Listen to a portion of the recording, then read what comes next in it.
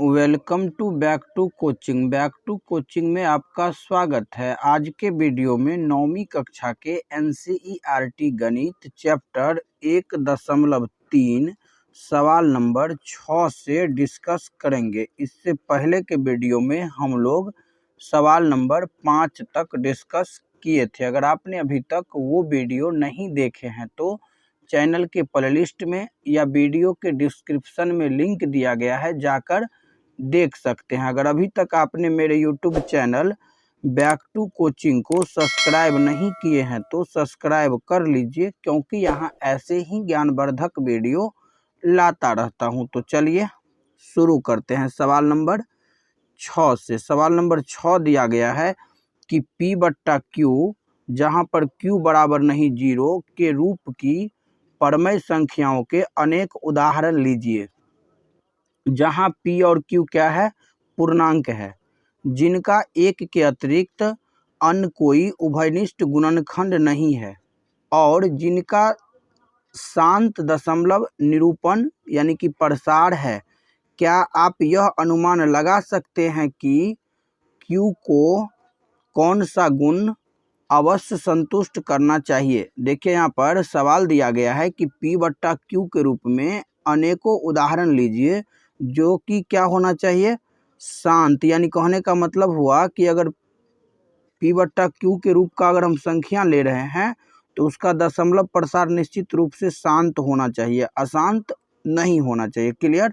तो इस तरह का उदाहरण लेना है और उसके बाद Q के रूप में बताना है कि Q का कौन सा गुण है जो अवश्य होना चाहिए। क्लियर?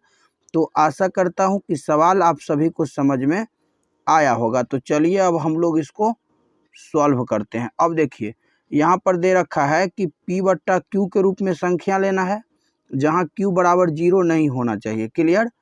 और उनका दशमलव प्रसार क्या होना चाहिए? तो शांत होना चाहिए। क्लियर? तो चलिए इस तरह का हम लोग कुछ उदाहरण पहले देख लेते हैं। जैसे कि मान लीजिए हम ले सकते हैं 2/5, 5/2, क्लियर, 4/5, 7/5,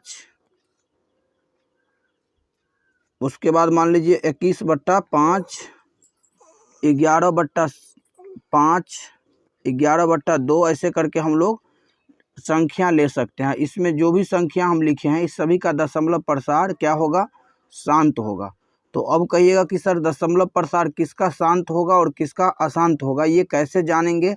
तो देखिए, दशमलव प्रसार शांत है या अशांत, इसको पहचानने के लिए क्या करिएगा, तो सबसे पहले कोई भी भिन्न रहेगा, ध्यान दीजिए, कोई भी भिन्न रहेगा तो उसको क्या करिएगा? सरलतम रूप में लाइएगा। क्या करिएगा?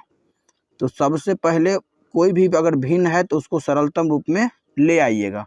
अगर सरलतम रूप में ही है तो क्या करिएगा? Q का अभाज्य गुणनखंड निकालिएगा। किसका? Q का। तो Q का अभाज्य गुणनखंड अगर 2 के पावर में आए, क्लियर, या 5 के पावर में आए, या 2, 5 दोनों के पावर में आए, क्लियर, तब वो क्या होगा? शांत होगा, अन्यथा अशांत होगा। क्लियर? तो अभी जो हम लोग यहाँ पर उदाहरण लिए हैं इसको अगर आप ध्यान से देखिएगा तो यहाँ पर देखिए 5 है, यहाँ पर 2 है, यहाँ पर 5 है, यहाँ पर भी 5 है, यहाँ पर भी 5 है, यहाँ भी 5 है और यहाँ 2 है। तो सिर्फ और सिर्फ 5 ही है या 2 ही है। क्लियर? हम इस तरह का भी उदाहरण इसमें ले सकते हैं। 5/2 के पावर मान लीजिए यहाँ पर 2 का पावर 3 मान लेते हैं और 5 का पावर 2, ये भी क्या है? शांत है, क्योंकि सिर्फ और सिर्फ 2 और 5 के ही यहाँ पर गुणनखंड है, बाकी का गुणनखंड नहीं है। क्लियर?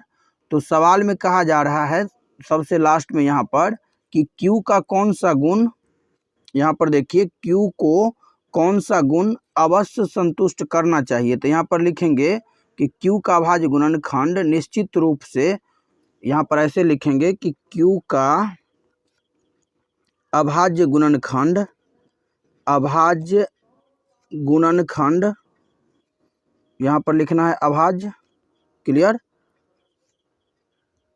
अभाज्य गुणनखंड निश्चित रूप से